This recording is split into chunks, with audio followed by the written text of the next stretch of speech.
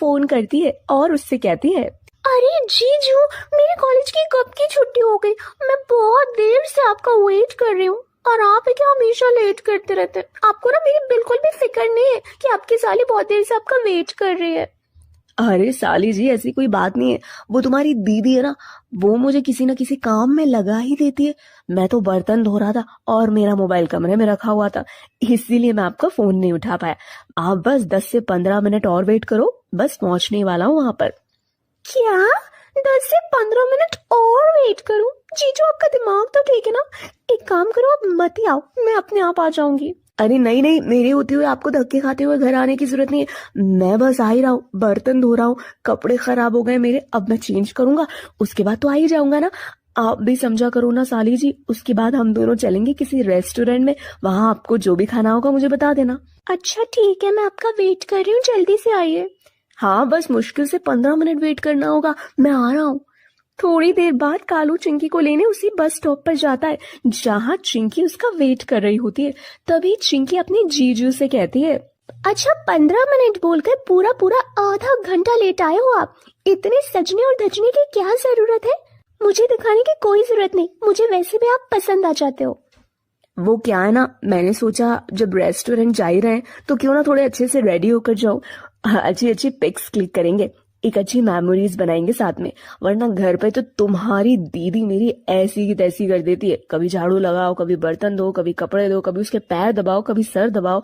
दिमाग खराब कर रखा है तुम्हारी दीदी ने तो। आप हस्बैंड होने के नाते इतना तो झेलना पड़ेगा ना आपको। शुक्र मनाओ कि वो दीदी है। मैं अगर आपकी पत्नी होती तो आपके नाक में दम करके रख देती। अगर आप हमारी पत्नी होती ना तो हम सब कुछ हंसते हंसते झेल लेते, फिर तो किसी चीज का कोई गम नहीं था। अच्छा अच्छा, बहुत ही फिल्मी हो गए हो जीजू। चलो अब यहाँ से जल्दी से चलो, मूवी देखते। और मेरा मन कर रहा है कोई अच्छी सी मूवी देखें। हाँ, मन तो मेरा भी बहुत कर रहा है। चलो जल्दी से जो भी तुम्हें खाना है खा लो, उसके बाद हम दोनों मूवी देखने चलते हैं, ठीक है? थोड़ी देर बाद कालू और चिंकी दोनों मूवी देखने के लिए निकल जाते हैं। तो वहीं दूसरी तरफ कालू की पत्नी मिनी घर पर कालू और चिंकी का वेट कर रही होती है। वो दोनों को बार बार कॉल कर रही होती है, लेकिन दोनों उसका कॉल बार बार डिस्कनेक्ट करते हैं, जिस वजह से मिनी को ज्यादा गुस्सा आने लगता है। वो गुस्से में उन दोनों का वेट कर रही होती है। थोड़ी देर बाद कालू चिंकी को लेकर घर आ जाता है। तभी मिनी गुस्से से दोनों को सुनाते हुए कहती है, तुम दोनों को मेरी परवाह है या नहीं? मुझे इस बात का जवाब दो। मैं तुम दोनों को फोन कर रही थी कितनी बार? तुम दोनों ने मेरा फोन बार बार डिस्कनेक्ट किया। अरे एक बार बोल तो सकते थे ना कि आने में देरी हो जाएगी, लेकिन जैसा जीजा वैसी ही साली। मैंने दोनों को फोन किया, लेकिन दोनों के दोनों मेरा फोन काट रहे थे। अरे ऐसा क्या करने लगे थे तुम दोनों कि मुझसे बात करने के लिए तुम्हारे पास मुश्किल से 10 सेकंड नहीं थे? हाँ अरे यार, बाहर का इतना ज्यादा ट्रैफिक है ना, जिस कारण मैंने चिंकी को भी बोल दिया कि फोन काट दे। मैं खुद भी फोन काट रहा था। तुम्हें तो पता है ना दिल्ली में कितना ट्रैफिक मिलता है। हाँ दीदी, जीजू बिल्कुल सही कह रहे हैं, बहुत ज्यादा ट्रैफिक था। और वैसे ही मुझे बस स्टॉप पर काफी ज्यादा लेट हो गया था जीजू का वेट करते करते। उसके बाद हम दोनों ने रेस्टोरेंट में खाना खाया और फिर मूवी देखने चले गए, इसीलिए थोड़ा सा लेट हो गया। अरे हद होती है किसी चीज की। अगर मैं तुम्हारे जैसे ही करने लगी तो तुमको कैसा लगेगा? मुझे इसका जवाब दो।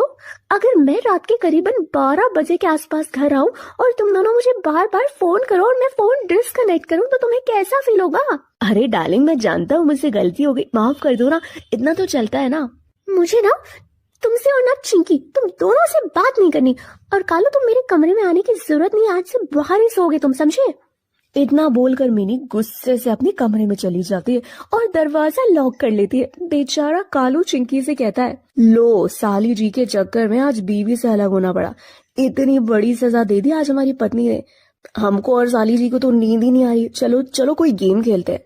ऐसा करते हैं जीजू, लूडो खेलते हैं और दीदी को भी बुला लेते हैं। वो बार बार मिनी को बुलाने की कोशिश करते हैं, लेकिन मिनी गुस्से से दोनों को भगा देती है। दोनों बिना मिनी के परवाह किए कमरे में आकर लूडो खेलने लगते हैं। बेचारी मिनी चिड़िया खुद से बोलती है, इन जीजा साली को तो मैं नजर ही नहीं आ रही। मेरे पति को अपनी साली नजर आती है और मेरी बहन को बस अपना जीजा। जीजा साली, बड़ा ही अजीब और अनोखा रिश्ता बनाया है जीजा और साली ने। ऐसे ही समय बीत जाता है। कालू और चिंकी दोनों एक दूसरे को लेकर बहुत ज्यादा फ्रेंडली थे। ज्यादा समय दोनों साथ ही बिताया करते थे। ये सब देखकर मिनी के अंदर कालू और चिंकी के रिश्ते को लेकर शक पैदा होने लगता है। और एक दिन कालू और चिंकी दोनों कमरे में बैठकर बातचीत कर रहे होते हैं, तभी वहां मिनी आती है। मिनी उन दोनों से बहस करते हुए कहती है, मुझे एक चीज समझ नहीं आ रही कि तुम दोनों के रिश्ते में आखिर चल क्या रहा है। तुम दोनों ये भूल गए हो कि तुम्हारे साथ मैं भी इस घर में रहती हूँ। कालू, तुम्हारी कोई पत्नी है जिसके लिए तुम्हें कोई जिम्मेदारी है या नहीं? और चिंकी, मैं तुम्हारी बहन हूँ, लेकिन तुम बहन से ज्यादा अपने जीजा को टाइम देती हो। तुम दोनों के बीच में क्या चल रहा है मुझे साफ साफ नजर आ रहा है। बोलो। एक बात बताओ, अगर हम दोनों कहीं भी घूमने जाते हैं सबसे पहले हम पूछते हैं कि तुम्हें चलना है या नहीं। तुम तो हमेशा मना कर देती हो। अगर हम कुछ खाने पीने की बात करते हैं उसमें भी तुम मना कर देती हो। रात में गेम खेलते हैं उसमें भी तुम हमारा साथ देने से मना कर देती हो। अभी बताओ हम करें तो करें क्या? अगर तुम्हें ये सारी चीजें पसंद नहीं है तो इसका मतलब ये नहीं कि हम एंजॉय ही ना करें। रिश्ते में तुम्हारे दिमाग में चल क्या रहा है? हाँ, तुम मेरे और चिंकी के बारे में सोच क्या रही हो? कहीं ऐसा तो नहीं कि तुम्हारी दोस्ती काफी ज्यादा आगे बढ़ जाए? शर्म करो दीदी। जीजा साली का जो रिश्ता होता है बहुत ही अनोखा होता है, लेकिन कुछ लोगों को जो सोचना है ना, उनकी जो सोच होती है वो कभी नहीं बदल सकती। ये सिर्फ मेरे जीजू नहीं बल्कि मेरे एक फ्रेंड है और मैं उनसे अपनी हर छोटी बड़ी बातें शेयर करती हूँ। लेकिन आज आपने ये सारी चीजें बोल के हमारे रिश्ते पर एक दाग लगा दिया, दाग। तुम्हें अपनी बहन पर भरोसा नहीं है, अपने पति पर भरोसा नहीं है, तो तुम जिंदगी में किसी पर भरोसा नहीं कर सकती मिनी। और रिश्ते ना भरोसे पर चलते हैं। दोनों की बातें सुनकर मिनी को बहुत ही ज्यादा शर्मिंदगी महसूस होती है। वो दोनों से माफी मांगती है, जिसके बाद कालू और चिंकी मिनी को समझाते हुए उसे माफ कर देते हैं। और अब से मिनी कालू और चिंकी के साथ हर चीज में साथ देती, फिर चाहे वो घूमना हो, मूवी देखना हो, गेम खेलना हो या फिर कुछ भी। और इस तरह से तीनों हंसी खुशी अपने जीवन में आगे बढ़ते हैं।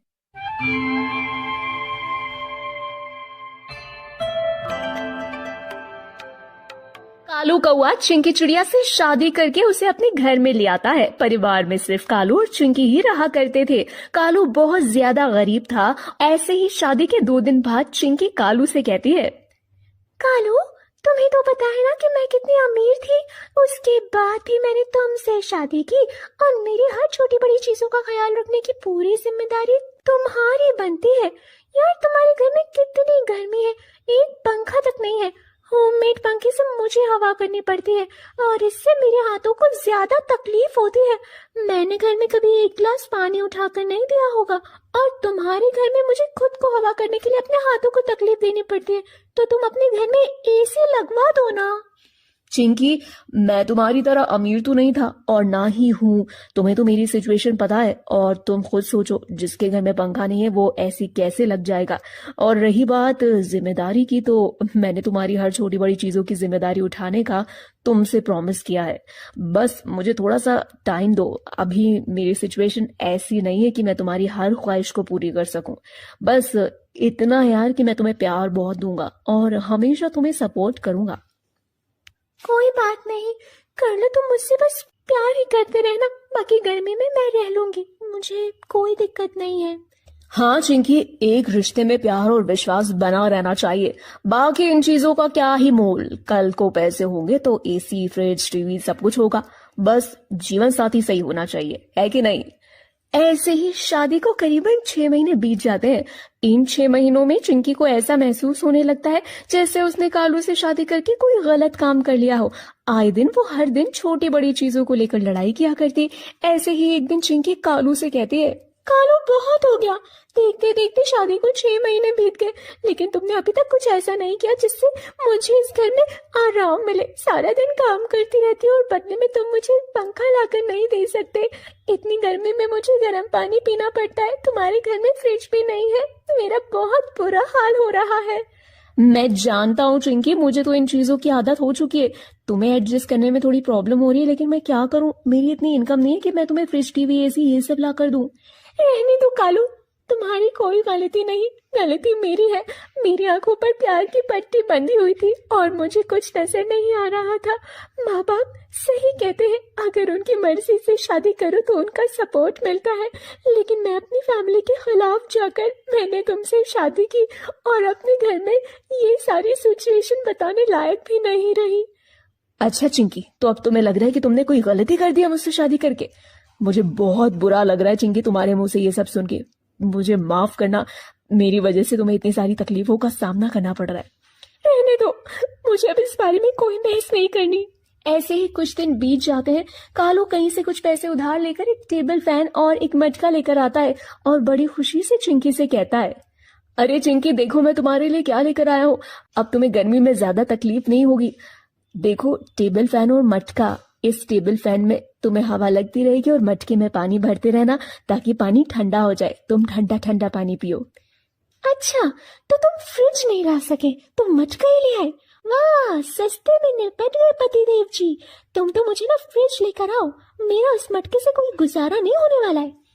अरे चिंकी आज टेबल फैन आया है, मटका आया है, कल को भगवान का आशीर्वाद रहा तो मैं तुम्हारे लिए फ्रिज ले आऊंगा।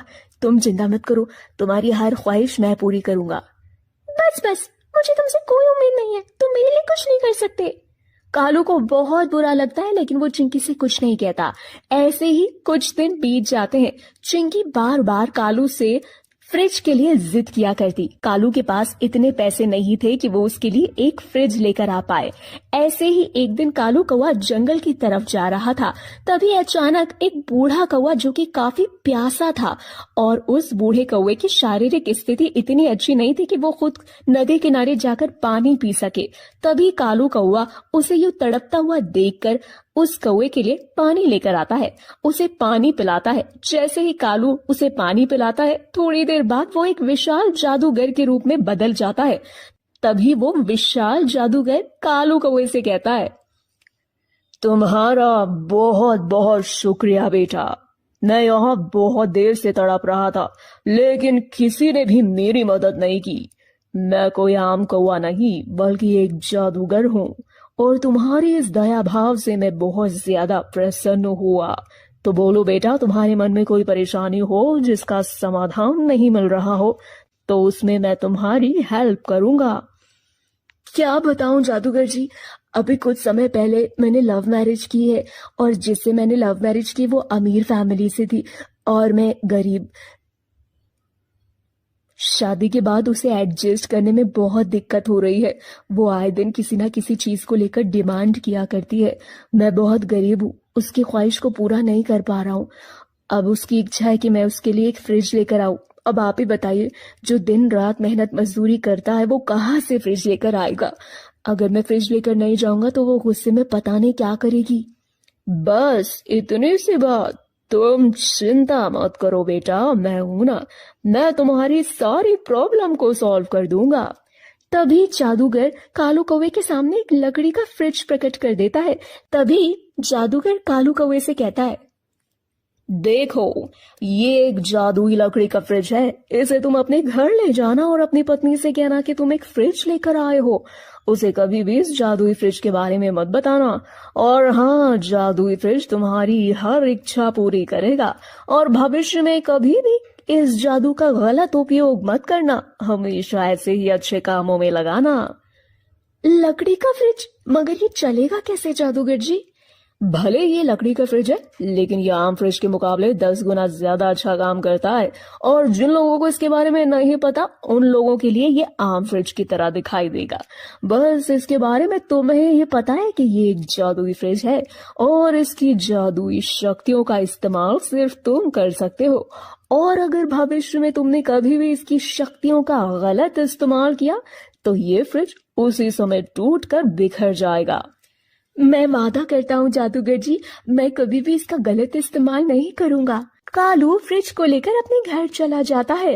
लकड़ी का फ्रिज देखकर चिंकी अजीब सा मुंह बनाते हुए कहती है, अरे लकड़ी का फ्रिज, मुझे पता था तुम जिंदगी में कुछ नहीं कर सकते।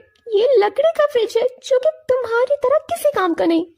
ये कोई आम फ्रिज नहीं है चिंकी, मार्केट में नया लॉन्च हुआ है। आम फ्रिज के मुकाबले 10 गुना ज्यादा अच्छा काम करता है। यकीन ना हो तो तुम खुद आजमा सकती हो इसे। तभी कालू उस लकड़ी के फ्रिज में ठंडा पानी भरने के लिए कुछ बोतलों को रखता है। 5 मिनट बाद पानी काफी ज्यादा ठंडा हो जाता है। ये देखकर चिंकी की आंखें फटी की फटी रह जाती हैं। अब ऐसे ही समय बीतता जाता है। कालू उस जादुई फ्रिज की मदद से घर की हर जरूरी चीजों को मांगता है। इस तरह कालू अपने जीवन में हंसी खुशी आगे बढ़ता है।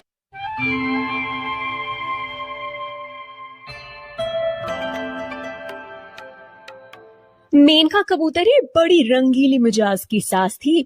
उसे आए दिन शॉपिंग करना, मूवी देखना और मेकअप करने का बड़ा शौक था।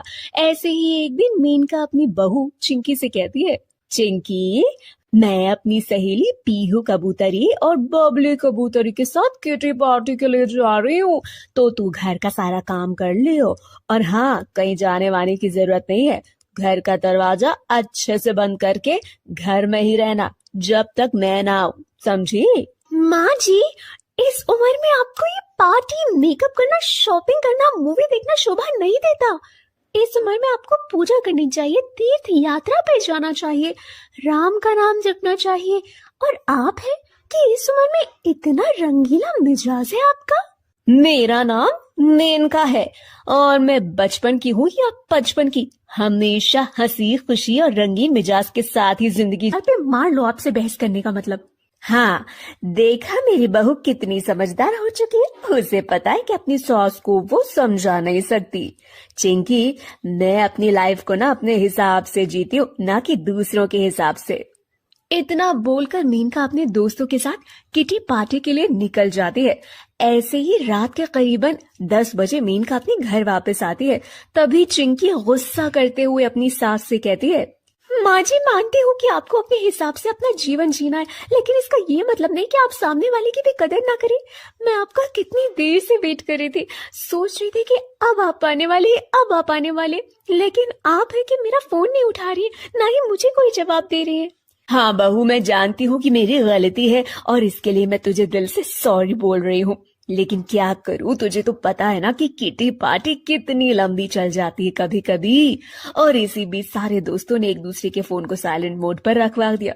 माफ करना बहू, मेरी वजह जीना चाहती हूँ, मैं नहीं चाहती कि ऐसे दुखी दुखी जिंदगी जियो और फिर एक दिन मर जाओ। क्या मतलब? इसीलिए 4 दिन की जिंदगी है, जो दिल में है वो करो। वो सब तो ठीक है माँ जी, लेकिन आसपास के लोग आपका मजाक बनाते हैं, कहते हैं बूढ़ी घोड़ी लाल लगाम। मुझे बहुत बुरा लगता है आपके लिए ये सब सुनकर। मैं चाहती हूँ कि आप भी सारी चीजें छोड़कर पूजा पाठ करें, ताकि लोग कहें कि हाँ, जो आपकी उम्र है उस उम्र में आप वही काम कर रही हैं। चल चल, तू ही कर लिया कर ये सब लोगों को दिखाने के लिए। मैं अपनी लाइफ को लोगों को कंट्रोल क्यों करने दूं? और मेरी लाइफ है, मेरा जो दिल करेगा मैं वो करूंगी। और भगवान ने जब इस दुनिया में भेजा था तब ये थोड़ी ना कहा था कि जैसा लोग कहेंगे वैसे ही तुम जीना। हाँ ठीक है माँ, जाइए, आपसे बहस करने का ना कोई मतलब नहीं है। मतलब सर दिवाली। कुछ दिन बीत जाते हैं। मेनका और चिंकी दोनों आपस में बातचीत करना बंद कर देती हैं। दोनों के बीच मनमुटाव हो जाता है। ऐसे ही चिंकी चिड़िया एक दिन घर पर काम कर रही होती है, तभी अचानक चिंकी चिड़िया का पैर फिसल जाता है। अपनी बहू को नीचे गिरता देख मेनका उसे उठाकर पास के अस्पताल में एडमिट करवाती है, जहाँ डॉक्टर कुछ समय के लिए चिंकी के पैर पर प्लास्टर लगा देते हैं और कुछ दिनों बाद चिंकी को हॉस्पिटल से डिस्चार्ज कर दिया जाता है। जिसके बाद मेनका कबूतरी चिंकी को बड़े ही प्रेम भाव से देखभाल करती है।